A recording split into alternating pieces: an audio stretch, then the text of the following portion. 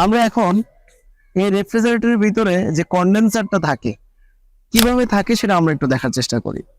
আমরা রেফ্রিজারেটরটাকে ঘোরাই। এখানে কি দেখতে পেলাম?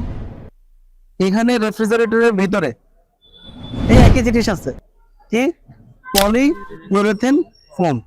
এই পলিইউরেথেন ফোমটা মূলত পুরোটাকে আবদ্ধ করে রাখছে যেন কোনো প্রকার বাইরের বাতাসটা ভিতরে না প্রবেশ করতে পারে। ক্লিয়ার? এখন কন্ডেন্সারের কাজ কি, কন্ডেন্সার কিভাবে কাজ করে সেটা কিন্তু তোমরা জানো। এখন কন্ডেন্সার মূলত আগে মানে আদি যুগে, মানে আজ থেকে আদি যুগ বলতে আমি বোঝাতে চাচ্ছি যে আজ থেকে 50 বছর আগে, 100 বছর আগে, 100 বছর না 50 বা 80 বছর বা 100 বছর কাছাকাছি প্রথম দিকে যখন রেফ্রিজারেটর আবিষ্কার হয় তখন কিন্তু কন্ডেন্সার ইউনিটটা কিন্তু রেফ্রিজারেটরের বাইরে ছিল।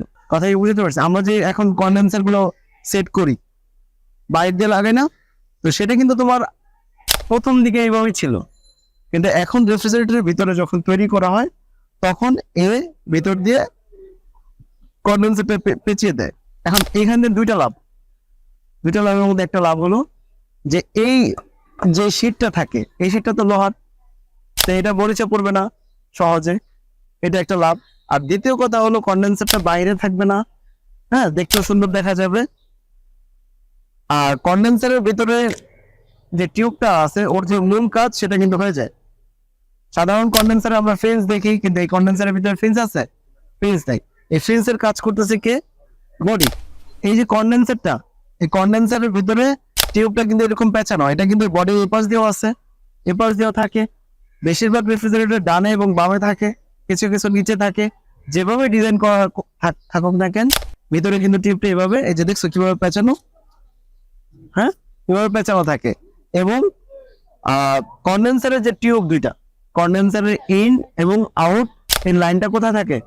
ঠিক নিচে কম্প্রেসারের পাশে। ক্লিয়ার? তা আমরা এখন এই বডিটার এই পাশটা কাটবো, কেটে দেখবো এর ভিতরে কি আছে। ওই পাশটা কাটবো, কেটে দেখবো ওই পাশটা কি আছে। আমি মিজানকে বলবো, মিজান আসো, ড্রাইভিং মেশিনটা নাও, সানগ্লাসটা পরো। এই পাশটা কন্ডেন্সার পাওয়া যাবে, এটা বেশিরভাগ অংশে ওই পাশে পিছনে দেওয়া হয়। তো রেফ্রিজারেটরে দেখবা যে ডানে বামে কিন্তু গরম হয় অনেক সময়, তো ওইটাও কিন্তু দেখবো কি যে ওখানে কন্ডেন্সার আছে বলে কি হয়, গরম হয়। তাহলে পুরোটাই কিন্তু দেখো ফোম দিয়ে কিন্তু ঢাকা, আবদ্ধ করা, যেন এখানে যদি কোনো কারণে যদি ফোমটা না পৌঁছায় তাহলে কি হবে? তাহলে এখান থেকে কিন্তু ঘামাবে। কথা কি বুঝতে পারছি? যখন রেফ্রিজারেটর উৎপাদন করা হয় এদের কিন্তু ধরো প্রতিদিন যদি 500 রেফ্রিজারেটর তৈরি করা হয় এর মধ্যে থেকে 5টা 10টা রেফ্রিজারেটর কিন্তু এরকম মিস্টেক হয়, ভুল হয়।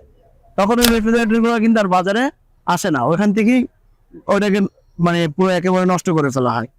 তাহলে এই ফোম গুলো সঠিকভাবে পৌঁছানো কিন্তু একটা গুরুত্বপূর্ণ কাজ। এখন একই নিয়মে আমরা ওই পাশটা কাটি, পাশে কিন্তু কিছু দেখা যাচ্ছে না, মানে এই পাশে কন্ডেন্সার নাই, ও পাশে কন্ডেন্সার। কন্ডেন্সারটা কোথায় ছিল? পিছন সাইডে ছিল, ঠিক আছে। এখন এটার প্রয়োজন মাফিক যতটুকু কন্ডেন্সার দরকার ঠিক ততটুকুই দেওয়া আছে। কোম্পানি পিছনে প্রয়োজন মনে করছে, প্রয়োজন পিছনে দিছে। আবার এখানে এই যে এই চারিদিক দিয়ে একটা কন্ডেন্সারের একটা অংশ দেওয়া আছে যেটাকে বলা হয় বুস্টার লাইন, ঠিক আছে, বুস্টার লাইন। এই চারিদিক দিয়ে টিউব পেঁচানো আছে, এই টিউবটা দিয়ে কি করে যেন এই জায়গাটা, যেহেতু এখান দিয়ে বাতাসটা সার্কুলেট করে, কিছু বাতাস এখান দিয়ে আসতে পারে, এসে এটা যদি ঘামলে কি হবে? মরিচা পরে নষ্ট হয়ে যাবে। যেমন ধরো এই যে এর নিচের অংশটা মরিচা পরে নষ্ট হয়েছে কেন? কারণ এখান দিয়ে পানি পড়ছে, পানি পড়ে এখানে নষ্ট হয়েছে। তো এই জন্য মূলত ওই চারিদিক দেখি কি দেওয়া হয়? কন্ডেন্সারের টিউব দেওয়া হয়। আমরা এটা খুলে দেখি। দক্ষ হয়ে বিদেশ যাব। We are from